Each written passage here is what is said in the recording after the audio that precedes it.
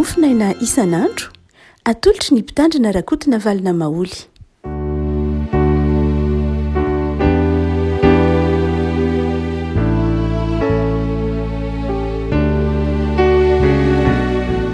raha mba tsika ry havako tratra ity sabotsy fa 30 ny volana novambra ity ny mofinaina voalahatra ao tsika dia ny taratasy fahatanipolo an'ny koritianina voalohany toko 10 koritianina voalohany toko 10 andiny voalohany ka hatramin'ny 10 amina ran'i Jesosy. Na dia miteny amin'ny fitenin'ny olona sy ny anjela aza kanefa tsy manana fitiavana dia tonga varahina maneno sy kipantsona mikarantsana. Ary na dia manana faminaniana aza ka mahalala ny zava-miafina rehetra sady manana ny fahalalana rehetra. Ary na dia manana fona rehetra aza ka mahafindra telo-bohitra kanefa tsy manana fitiavana dia tsinotsinona. Ary na dia omeko ho an'ny malahelo aza ny fananako rehetra. Ary na dia tolotodorona aza ny tenako kanefa tsy manana fitiavana dia tsy mahasoa ahy akory. Ny fitiavana maharito sady mora fanahy. Ny fitiavana tsy mialina, tsy mirehare, tsy mihebohebo, tsy manao izay tsy mahamendrika, tsy mitady ny azy, tsy mora zosotra, tsy manao otro-po, tsy mifaly amin'ny tsy fahamarinana, fa miara-mifaly amin'ny fahamarinana kosa. Mandifitra ny zavatra rehetra, mino ny zavatra rehetra, manantena ny zavatra rehetra, maharitra ny zavatra rehetra. Ny fitiavana tsy ho levona mandrakizay. Fa raha ny fahamanina dia ho levona, na ny fiteny tsy fantatra dia hitsahatra. Ny fahalalana dia ho foana, fa sombotsombo ny fahalalantsika ary sombotsombo ny fahamanantsika. Fa rehefa tonga ny tanteraka dia tsy sombotsombo ny intsony. Fony mbola zaza dia ny teny toy ny zaza, ny hevitra toy ny zaza, ny saina toy ny zaza. Fa noho ny efa lehibe aho dia nariko ny fahazazana. Fa ankehitriny isika mizaha eo amin'ny fitaratra ka tsy mahita marina, fa raha hatrizay dia mifanatrika. Ankehitriny sombotsombo ny fantatra, fa raha hatrizay dia fantatro tsara toy izay nahafantarana. Ary ankehitriny dia reto ny mitoetra ny finoana, ny fanantenana, ny fitiavana, fa ny fitiavana ny lehibe amin'ireo. Ray masina manamasinana amin'ny fahamarinana ny tenona fahamarinana. Amen. Mandrakariva amin'ny fotoanan'ny fanambadiana no andrenesana ny fivakin'ity koritianina voalohany toko 10 ity satria miresaka fitiavana izy. Mazava ho azy isan'ny andin-tsohatra masina izay miresaka ny fahatsaran'ny fitiavana, mahazava dehibe ny fitiavana ny koritianina voalohany toko 10 ary miavaka mihitsy ny fomba fitanitsan'i Paoly azy. Saingy tsy dia tokony hijanona loatra eo amin'izay lafiny fifankatiavan'ny mpivady izay ihany ny resaka fitiavana eto, fa indrindrindrindra ny tontolo nahaterahany ity koritianina voalohany toko 10 ity dia teo anatin'ny fiangonana. Nahatsapy Paoly ihany amin'ny tsy fampin'ny tena fitiavana marina tao anatin'ny fifankatiavan'ny mpino tao Korinto. Raha ohatra ka somary mijery isika ny fomba fitanisan'i Paoly azy dia nampiasa ireo teknika fanaon'ireo mpandahateny nalaza tamin'ny andron'ny vanim-potoana ny antikite. Paoly tahaka ny Platon, tahaka ny Denisy ny sisa rehetra izay efa fanao tamin'izany fotoana izany. Paoly moa mpandahateny fa tsy hoe mpanoratra ihany fa mpandahateny izy. Ary dia ao anatin'izany fandaharantenin'i Paoly izany dia nampiasa ilay metody fanao taloha izy antsoina hoe, raha jerena amin'ny fomba fanaontsika ankehitriny, fomba fitenintsika teolojiana ankehitriny dia mampiasa ilay antsoina hoe teolojia negativa sy teolojia pozitiva. Ilay teolojia negativa na apofatika avy amin'ny teny greka apophasis, ny antsoina hoe apophasis dia mandà, dia ny teolojia pozitiva katafatika. Ka ny antsoina hoe teolojia negativa na apofatika dia milaza hoe ilay tsy izy. Manao apofatika ianao izany rehefa ohatra ka miteny manao hoe tsy izao Andriamanitra, na tsy izao no antsoina hoe marina, na tsy izao no antsoina hoe tsara. Izay no antsoina hoe apofatika. Fa katafatika kosa izy rehefa miteny avy hatrany, izany hoe teolojia pozitiva avy hatrany dia milaza ilay zavatra tsara, ilay zavatra marina. Tsika malagasy indraindray mampiasa ny toetrantsika malagasy dia mandrakariva mampiasa ny apofatika. Ohatra hoe rehefa miteny ankizy tsika dia mandrakariva amin'ny tenitsika manao hoe tsy mandeha makany aza le any a, aza mitomany a, aza mitabataba, aza metsiketika, aza malakariva ny fampiasa malagasy any dia tena mahazatra amin'ny kolotsaina malagasy mihitsy ny apofatika. Ny tsy atao ny tenenina aloha ny tsy mety ny lazay fa tsy de tena marina fa fitenitsika ihany fanotsika ihany koa zany fa amin'ny ankapobeny dia somary ohatra mahita ohatra hoe tsy azo anariana fako eto, tsy azo tabatabana, tsy azo anaovana maloto, reny antsoiny hoe apofatika. Zany hoe milaza zavatra lay tsy atao lay tsy atao, lay tsy izy no tenenina. Fomba fiteny zany, fomba filaza zavatra aloha zany. Fa ny théologie positive na koa fomba filaza zavatra mahitsy any dia lay katafatika avy hatrany dia miteny an'le hoe ohatra hoe ity ny lalana, aoka angina, tsy mitabataba. Zay zao de efa misy apofatika fa ohatra hoe mangina, mandeha, tonga de le zavatra atao zany no tenenina. Ka amin'ity koritiana voalohany toko fahatelo ambin'ny folo ity dia akambany Paoly ireo metody anankiroa ireo, sady manao apofatika Paoly no mampiasa katafatika. Apofatika dia milaza lay toetra ny fitiavana fito tsy izy. Fito ny toetra ny fitiavana tsy izy, apofatika, ary milaza toetra ny fitiavana tena izy katafatika. Roa zany ka mijery an'io teksta io tsika, ohatra hoe ny apofatika dia zany hoe milaza ny fitiavana hoe reto ny tsy fitiavana. De zao tsy mialona, tsy mirehare, tsy mihebohebo, tsy manao zay tsy mahamendrika, tsy mitady ny azy, tsy mora sosotra, tsy manao otro-po, tsy mifaly amin'ny tsy fahamarinana. Zay a lay ataotsika hoe apofatika fito. Fa rehefa miteny kosa izy manao hoe katafatika, zany hoe milaza lay toetra ny fitiavana fito, de zao fitiavana maro-po, miara-mifaly amin'ny fahamarinana, mandefitra ny zavatra rehetra, mino ny zavatra rehetra, manantena ny zavatra rehetra, maharitra ny zavatra rehetra, tsy ho levina mandrakizay. Zay lay fito. Zany hoe asehon'ny Paoly mihitsy zany hoe ity lay endrika eritreretin'ny olona hoe toetra fito ny fitiavana nefa tsy izy, ary reto kosa ny toetra fito ny fitiavana tena izy. Dia heverantsika lay contexte na lay zavatra nitranga tao Korinto dia hazava amitsika ireo toetry ny fitiavana tsy tena izy. Tao Korinto dia fiangonana zay nanana fanomezam-pahasoavana be dia be zany fiangonana tao Korinto zany. Ary fanomezam-pahasoavana moa de fantatsika fa vokatry ny asan'ny fanamasina zay omen'Andriamanitra atsika afahantsika manompo an'Andriamanitra, afahantsika mampivelatra ny fanjakan'Andriamanitra zay ratsoina antsoina hoe fanomezam-pahasoavana.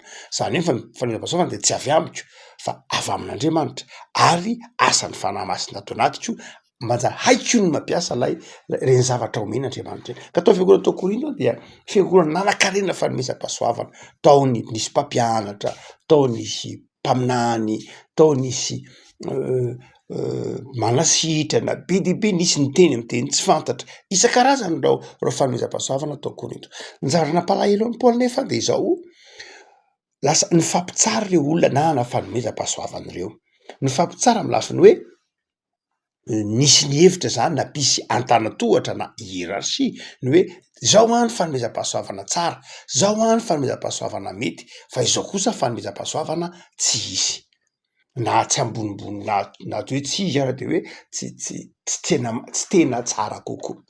Ka satria tsy inona ny tao Korinto nisy karazan'olona be dia be niteny tamin'ny teny tsy fantatra, io le resahana hoe glossolalie, niteny tamin'ny teny tsy fantatra, dia lay fanomezam-pahasoavana niteny tamin'ny teny tsy fantatra no heverin'ny olona ho ambony indrindra. Satria hita ao am-piangonana, ohatra hoe misy fotoam-pahavarana de tonga de misy olona miteny amin'ny teny tsy fantatra tapika eo, na misy mandeha de misy olona miteny amin'ny teny tsy fantatra tapika eo, dia lasa ohatra niriny olona sy heverin'ny olona ambony zany hoe miteny amin'ny teny tsy fantatra zany. Fantatsika moa ny mahazava-dehibe ny teny amin'ny civilisation grika, ny logos, dia nataony olo zava-dehibe zany reny. Io le tenenin'ny Paoly hoe tenin'ny anjely. Ary dia ireo olona niteny tamin'ny teny tsy fantatra dia nihevitra fa niaza ny fanomezam-pahasoavana tsara indrindra. ambony indrindra, ary somary mazava ho azy nandefitra kosa ny fameram-pahasoavana hafa amin'ny fijerin'ny olo azy hoe ny mpampianatra, ny mpaminany, ny mpitory teny sy ny sisa reo de neverina hoe fameram-pahasoavana atonotony ihany zany.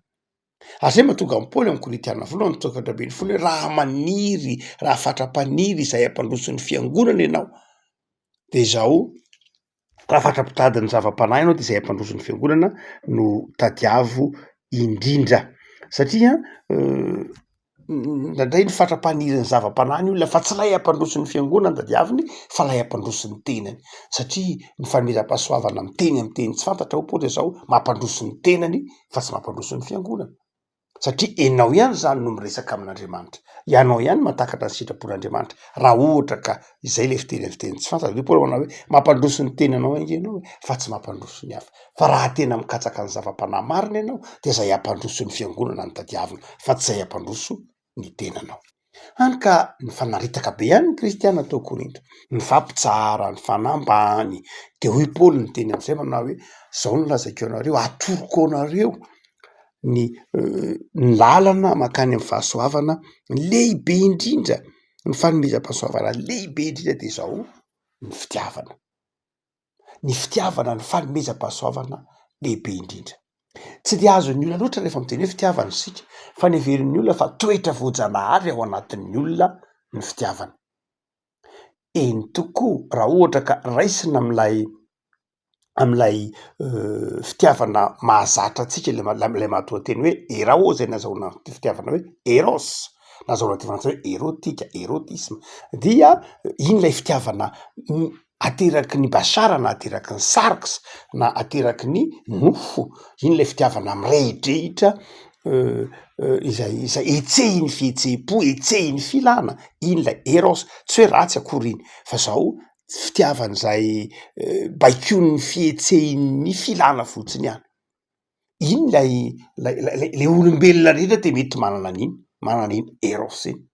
Fa ny faharoa dia ny kazam-pitiavana faharoa dia lay avy amin'ny atao teny hoe philéophilia nazahoana ny teny frantsay hoe philanthropique sy filial sy ny sisa amin'ny teny hoe philéo lafa amin'ny teny hoe philia, dia io le fitiavana mihaja lay karazan-drazana sentiment noble hoy tsika teo, karazan-drazana hoe fifankatiava mpiarabelona, mpiaramonina, mpiray fikambanana, fikambanan'ny fitiavan'ny ataotsika hoe reo mpiray tanindrazana, mety ho mpiray fiangonana koa aza raha ohatra ka mijanona am'izay fotsiny io lay filia, dia io lay fitiavana mety koa ho voajanahary ao anatin'ny fiarahamonina, raha toka hoe voajanahary zany hoe fitiavana mety ho tahaky ny fihavanana amin'ny teny malagasy, zavatra tahaky ny fihavanana mihitsy io filia io, hoe fitiavana hoe fitia mifamaly, hoe atsika nge samy mpiray tanindrazana samy malagasy fe tsy hifamelona, tsy hifanohana, zay le filia.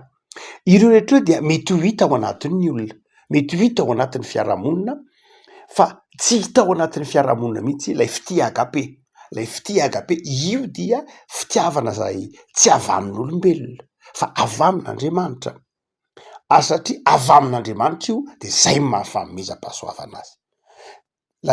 Lay eros zany tsy azo atao hoe fanomezam-pahasoavana, lay filia zany tsy azo lazaina hoe fanomezam-pahasoavana, fa lay agape ny fanomezam-pahasoavana, satria zay mahatonga ny Paoly temana hoe indro atoroko anareo, indro ny lalana tsara indrindra atoroko anareo, maniry fatratra ny fanomezam-pahasoavana lehibe indrindra de ny fitiavana. Re afako fitiavana zany asehon'ny Paoly fa zava-dehibe amin'ny tapany voalohany izy amin'ny andininy voalohany ka hatramin'ny andininy fahatelo de mitanisa ny mahazava-dehibe ny fitiavana, mahazava-dehibe hoe io ny fanomezam-pahasoavana tsara indrindra, tsisy heviny ny ataonao na inona eo amin'ny fiainana rehefa tsisy fitiavana, tsisy heviny, tsy ny hoe fanaovan-javatra, tsy lay résultat zany ny tena zava-dehibe, fa izao lay miteraka lay asa ataonao. Ndre mantsy itsika am'izao andro ankehitriny zao zatra manompo résultat, zatra manompo vokatra, rehefa manao évaluation antsika dia mandrakariva hoe inona ny résultat, fa eto de zao Paoly manao hoe eny ny vokatra mety atorotra odorana ny tenanao, ny vokatra de mety omeno daholo ho an'ny malahelo, misy vokatra azo refesiny zany amin'ny lafiny hoe io misy indicateur ho antsika mpanao projet de io hoe ny indicateur io farany tombony zao dia ho Paoly manao hoe tsy zay angely izy, tsisy heviny ange zany, tsy de zay loatra ny tena zava-dehibe, marina fa ilainy zay fa amy tompo ho Paoly de zao ny zava-dehibe de zao lay toe-tsaina, lay toe-po nentinao anatanteraka azy, nataonao tamin'ny fitiavana ve le izy sa tsy nataonao tamin'ny fitiavana. Ary miteneny aza motsy hoe varahina maneno sy kipantsona mikarantsana ihany karazana vilany zay io de kipantsona sy varahina maneno karazana vilany fampiasan'ireo pretra tany amin'ny fanompoantsampy tany amin'ny fotoan'andro tamin'ny andron'ny Paoly, lay hoe kipantsona mikarantsana tsy zahatra mankaleon'ny olona zany, zahatra fantatry ny grika rehetra tany Korinto, fantatry ny korintiana rehetra ny tenin'ny Paoly, zavatra ohatran'ireny olona mivarotra vilany de mifandondona be le vilany, zahatra tsisy heviny ty Paoly, ohatran'ireny ange ianao rehefa tsisy fitiavana, zahatra feon-javatra mikorotana tsisy heviny. Paoly zany de manazava hoe toy ny mahazava-dehibe ny fitiavana. Ary rehefa nazavainy tsara zay de takatry ny mpino ary takatritsika kristianina mihitsy koa hoe am'izay rehetra ataonao de zao ataovy amin'ny fitiavana io. Paoly na dia tsy mitovy amin'ny fitantsan'ny Jaona ny apôstôly ny fitiavana ny Jaona ara, de Paoly tena entitra mihitsy amin'ny hoe zay ataonao de ataovy amin'ny fitiavana, tsy terena ny fanompona ny fitiavany Kristy ny maniry anay io Paoly, zava-dehibe le hoe fitiavana fa ny fitiavana an'Andriamanitra manaraka tsara ny fampianaran'i Jesosy hoe Andriamanitra de tompona amin'ny fitiavana, tompona amin'ny fitiavana namana, tompona amin'ny fitiavana amin'Andriamanitra amin'ny fo sy ny saina rehetra. Noho zany de zao tsy amin'ny hoe fanomponan'Andriamanitra ihany lehibe ny fitiavana fa mampisy heviny fiainantsika isan'andro mihitsy ny fitiavana. Ary dia hoy ary Paoly manao hoe resahantsika teo lay pofatika hoe matsi ny kristianina tao Korinto za manao hoe raha tena manam-pitiavana ianao tsy mialina ny namanao zany ianao, ahoana ny ielonanao ny namanao, ahoana zany fanomezam-pahasoavana mialina zany, tsy fitiavana zany.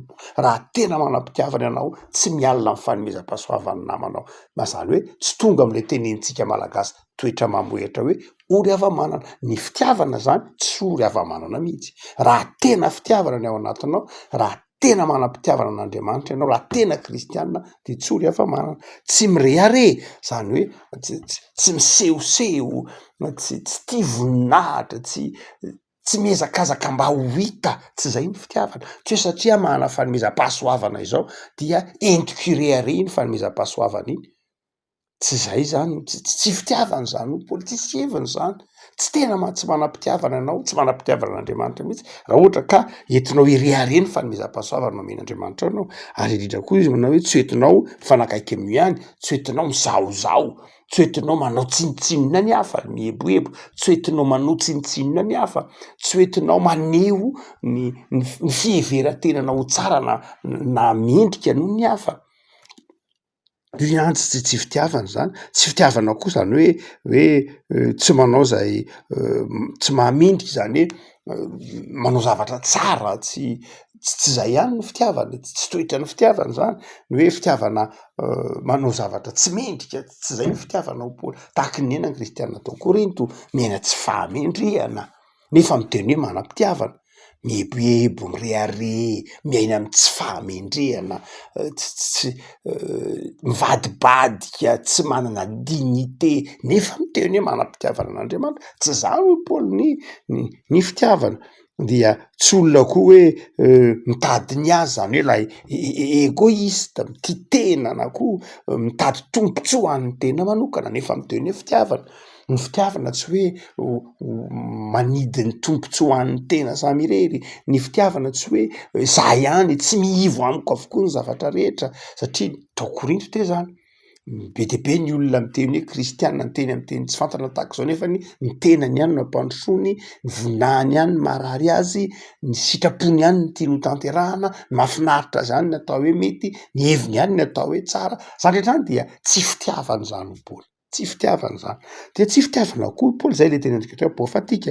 Tsy fitiavana koa zany hoe mora sositra sy manao otro-po, any hoe olona mora tesitra satria eritreretiny hoe azy rehefa nomezam-pahasoavana, rehefa eritreretiny hoe anao fa tsy an'Andriamanitra de mora sositra, mora tesitra, mora sy ny sisa rehetra. Zay le hoe mahatsiaro anao hoe tsy heverinao anao le izy de mora sositra, mora tohina, manao otro-po zany indraindray dia efa nisy fotoana niresahantsika tamin'ny hoe tezera fa za manota indraindray lasa mitahiry fahatezerana, lasa mitahiry fahatezerana de zay ho Paoly tsy fitiavana zany, zany hoe tsy miara-mifaly amin'ny fahamarinana zany hoe efa tsy marina mbola iarahanao mifaly ihany, zavatra efa tsy mety mbola tokafanao ihany, zavatra efa manao de mbola miara-mifaly amina tsy fitiavana zany hoe mifaly ao anatina zavatra tsy marina zany.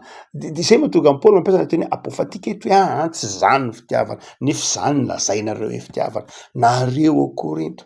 Ary indraindray ohatr'izany koa sanatria mety misy an'izany kristianina manao an'izany hoe mbola samy tonona ihany izy hoe mifankatia, mbola samy tonona ihany izy hoe mena amin'ny fitiavana, nefa izy amin'io efa mifampialina, izy amin'io efa mihebohebo, izy amin'io efa tsy miraharaha ny hafa, izy amin'io efa mena amin'ny tsy fahamendrehana, izy amin'io efa mora sosotra, manao otro-po, zao tsy fahamarinana rehetra de hifaliany sy hitiafany. Dia zany rehetrany dia mbola lazainao miona fitiavana ihany ve ianao? Zay le apofatika tsy fitiavana zany ho Paoly.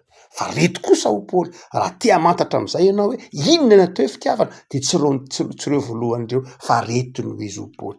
Voalohany de zao Paoly, mahari-po izy sady mora fanahy. Miteny anankiray moa teneny eo ambony eo, mahari-po sady mora fanahy. Zany hoe olona manana faharetana, olona mahazaka ny fahalemen'ny hafa, olona izay tolony, olona mandefitra, zay hoe tenen'io manao hoe faly amin'ny fahamarinana izy, zany hoe rehefa tojo fahamarinana izy de zao faly izy rehefa misy manao fahamarinana.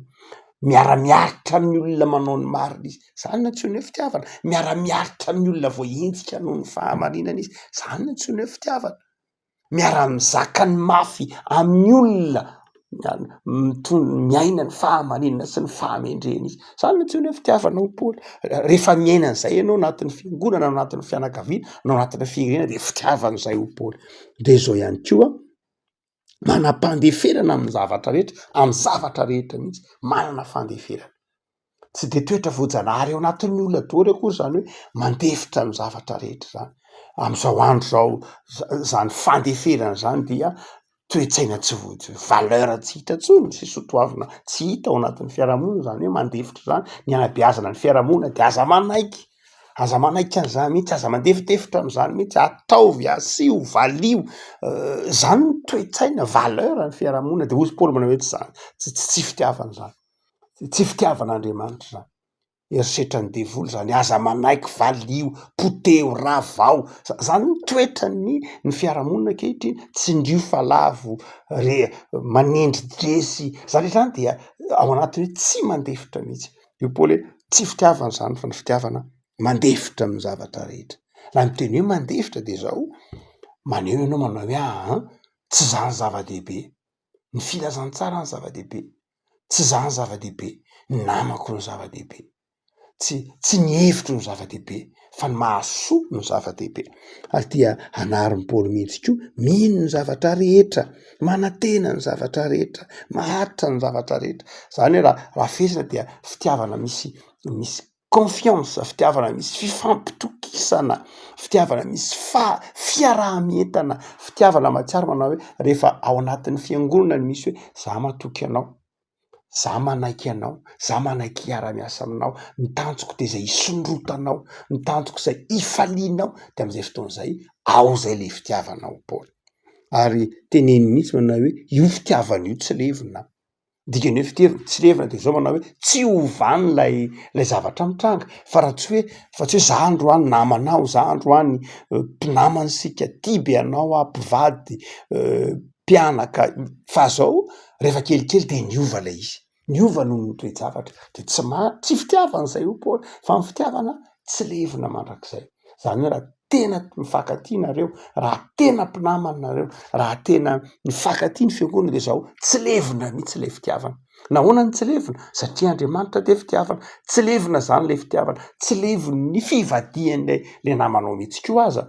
Itsika ngira raha tiatsika ngia Andriamanitra tsy hoe raha fa tiatsika mihitsy Andriamanitra, fa tiatsika Andriamanitra fa zao tsy hoe rehefa nanototsika de niteny Andriamanitra hoe manomboka so de tsy tiako tsony ianao satria ianao nanota. Tsy zany Andriamanitra, ny fitiavan'Andriamanitra sika tsy ho levina mandrakizay. Jaona miteny io. Fitiavana toy izao ny fitiavan'Andriamanitra zao tontolo zao, mazava ny toy ny antsika tsy anjery. Hoy koa Jeremia mpaminany, fitiavana mandrakizay no tiavako anao. Noho zany dia ny tena fitiavana dia tsy miankina amin'ny toetran'le olona, zay ny dikany teny hoe agape. Ny agape dia zao tsy fitiavana miankina amin'ilay olona tiavana, fa miankina amin'ilay olona tia. Ka na inona na inona fiovan'ilay olona tiavana dia tsy miova ilay fitiavan'ilay olona mity. Mafy be le izy, zay mahatonga ny hoe mafy be zany satria tsy avy amin'ilay olona le izy fa avy amin'Andriamanitra, ary tsy maintsy ao amin'Andriamanitra ihany ny anarantsika n'ilay agape. Zay mahatonga ny Paoly mitemana hoe io ange tsy ho levina mandrakizay. Io fitiavana zay ambaran'ny Paoly ho agape io. Le avako ao amin'i Jesosy ary anarantsika ny tena fitiavana.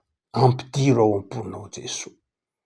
Aza variana amin'ilay sanatria makany amin'ilay sarisary-pitiavana tsy maharitra, miala, mirehare, mihebohebo, fa mifikira amin'ilay tena fitiavana tena izy. Zay ao am' Jesosy de mametrapanontaniana ao anatin'izay fikambanana misy ianao, sampana misy ianao, fiangonana misy ianao, fianakaviana misy ianao, tanindrazana misy ianao, aitsio ary sao de any amin'ilay fitiavana tsy izy mitsindritsika fa any amin'ilay fitiavana tena izy, ilay agape, ro toetra fito zay tenenin'ny Paoly reo. Mivavaka sika. Tompo misaotra anao noho ny amin'ny teninao zay mampianatra anay ny toetran'ny fitiavanao.